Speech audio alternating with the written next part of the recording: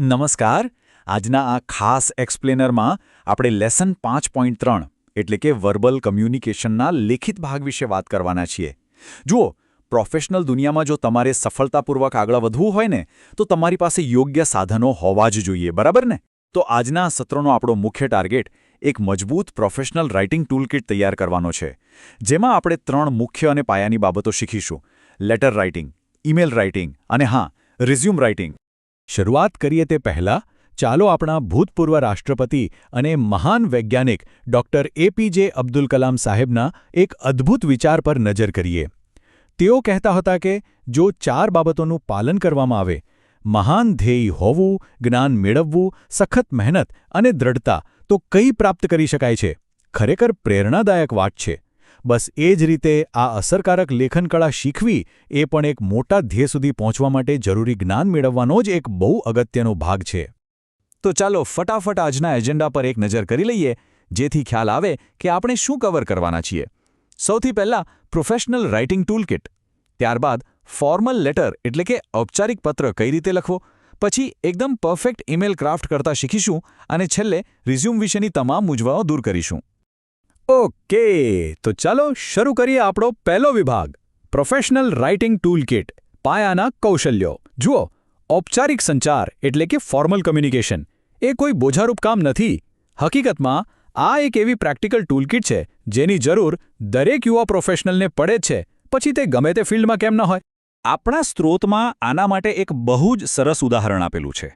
વિચારો કે આપણે નવા કપડાં કે બૂટ ખરીદવા જઈએ તો સૌથી પહેલાં શું જોઈએ? ઓબ્વિયસલી યોગ્ય માપ, રાઈટ? બસ એ જ રીતે તમારું પ્રોફેશનલ લખાણ જોબ ડિસ્ક્રિપ્શન સાથે એકદમ ફિટ બેસતું હોવું જોઈએ. ગમે તે જગ્યાએ અરજી કરો, પણ તે નોકરી માટે એક રાઇટ ફિટ હોવી ખૂબ જ જરૂરી છે. હવે આગળ વધીએ આપણા બીજા વિભાગ તરફ, formal letter, the traditional blueprint. તમને કદાચ એવું લાગે કે આજના આ સ્માર્ટફોનના ડિજિટલ યુગમાં પત્ર કોણ લખે છે? પણ ના, આજે પણ સરકારી કચેરીઓ કે બેન્કિંગના ઔપચારિક કામકાજમાં આ ફોર્મલ લેટરનો જ સૌથી વધુ ઉપયોગ થાય છે. આ એક ઔપચારિક પત્રનું માળખું છે. તમે જોઈ શકો છો કે તે કેટલું સંગઠિત અને વ્યવસ્થિત હોય છે. એવું નથી કે ગમે ત્યાં ગમે તે લખી દીધું. તેની આંતરિક રચનામાં દરેક વસ્તુનું પોતાનું એક ચોક્કસ અને નિશ્ચિત સ્થાન હોય છે. અને આ જ વસ્તુ છે જે તમારા દસ્તાવેજને એક સુંદર વ્યવસાયિક એટલે કે પ્રોફેશનલ લુક આપે છે. પત્ર લખવાના આ 6 મૂળભૂત સ્ટેપ્સ છે. સૌથી પહેલાં મોકલનાર અને મેળવનારનું સરનામું, પછી તારીખ, એના પછી સંબોધન એટલે કે ગ્રીટિંગ, પછી આવે તમારો વિષય, ત્યારબાદ પત્રની મુખ્ય બોડી અને અંતે મોકલનારની સહી. આ બધી જ માહિતી એક પછી એક તાર્કિક ક્રમમાં આવવી જોઈએ, જેથી વાંચનારને કોઈ કન્ફ્યુઝન જ ન થાય. એકદમ સિમ્પલ. ચાલો હવે આપણે જઈએ વિભાગ 3 પર, perfect email, the modern digital letter. હવે આ તો આપણે બધા જ રોજેરોજ વાપરીએ છીએ. ઈમેલ એ ખરેખર બીજું કંઈ નહીં પણ આપણા પારંપરિક પત્રનું જ એક નવું, આધુનિક અને ડિજિટલ સ્વરૂપ છે. જો આપણે આ બંને માધ્યમોને કમ્પેર કરીએ ને તો ફોર્મલ લેટર એ પેન અને કાગળથી લખાય છે. એમાં કવર જોઈએ, સ્ટેમ્પ લગાવવો પડે અને તેને સામેવાળા સુધી પહોંચવામાં થોડા દિવસો પણ લાગી જાય. જ્યારે બીજી બાજુ ઈમેલ એ ઇલેક્ટ્રોનિક ડિવાઇસ અને ઇન્ટરનેટની મદદથી બુકવાલા સેકન્ડોમાં પહોંચી જાય છે. જો કે મોકલવાની રીત આખી બદલાઈ ગઈ છે, પણ ઔપચારિક અને સ્પષ્ટ સંચારનો જે મૂળ હેતુ છે ને એ બંનેમાં બિલકુલ સેમ જ છે. અને જુઓ, ઈમેલ લખવાના મુખ્ય તો આ 3 જ સ્ટેપ્સ છે. પહેલું, મેળવનારનું સાચું ઈમેલ આઈડી, બીજું, સ્પષ્ટ સબ્જેક્ટ લાઇન અને ત્રીજું, ઈમેલની બોડી. અહીં સૌથી અગત્યની વાત એ છે કે તમારી સબ્જેક્ટ લાઇન એકદમ ટૂંકી અને સરળતાથી સમજી શકાય તેવી હોવી જોઈએ. વાંચનારને સબ્જેક્ટ જોતાં જ ખબર પડી જવી જોઈએ કે આ ઈમેલ શેના વિશે છે. હવે વાત કરીએ થોડા પ્રોફેશનલ જાર્ગનની. ઈમેલમાં આ સીસી અને બીસીસી બહુ જ વારંવાર વપરાય છે. સીસી એટલે કાર્બન કોપી.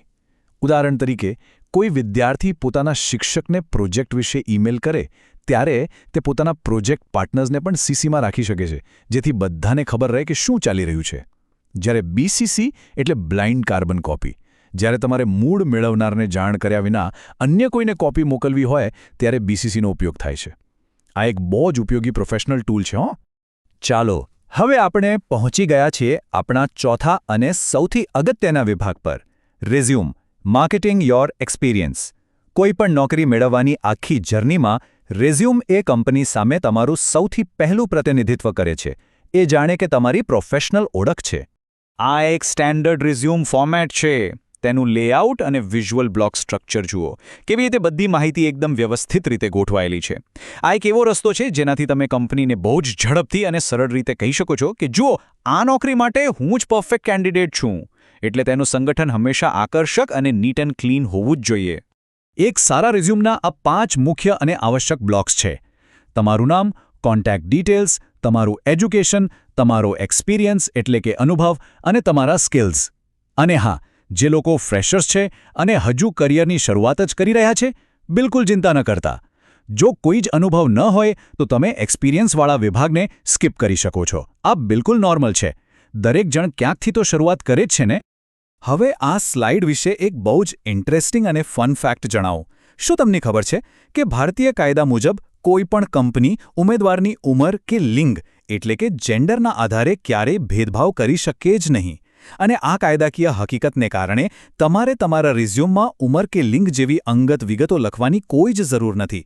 સાચું કહું તો આ એક ખૂબ જ સશક્તિકરણ કરનારી માહિતી છે. તો ભલે તે ઔપચારિક પત્ર હોય, ડિજિટલ ઈમેલ હોય કે પછી તમારું રિઝ્યુમ હોય, સારા કમ્યુનિકેશનના આ 3 સી હંમેશા યાદ રાખવાના. પહેલું છે કન્સાઇઝ એટલે કે સંક્ષિપ્ત અને ટુ ધ પોઈન્ટ હોવું. બીજું છે કન્સિડરેટ એટલે કે વિચારશીલ, જેમાં તમારે સામેવાળા એટલે કે વાંચનારના બેકગ્રાઉન્ડને પણ ધ્યાનમાં રાખવાનું છે. અને ત્રીજું છે કર્ટિયસ એટલે કે નમ્ર. તમારી ભાષા હંમેશા માયાળુ અને રિસ્પેક્ટફુલ હોવી જોઈએ.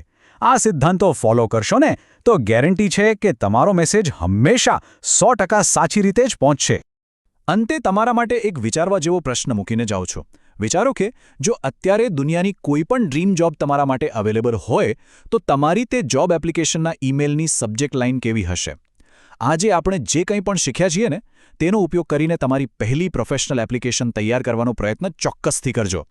આજના આ એક્સપ્લેનરમાં જોડાવા બદલ તમારો ખૂબ ખૂબ આભાર. નવું શીખતા રહો અને હંમેશા આગળ વધતા રહો. આવજો.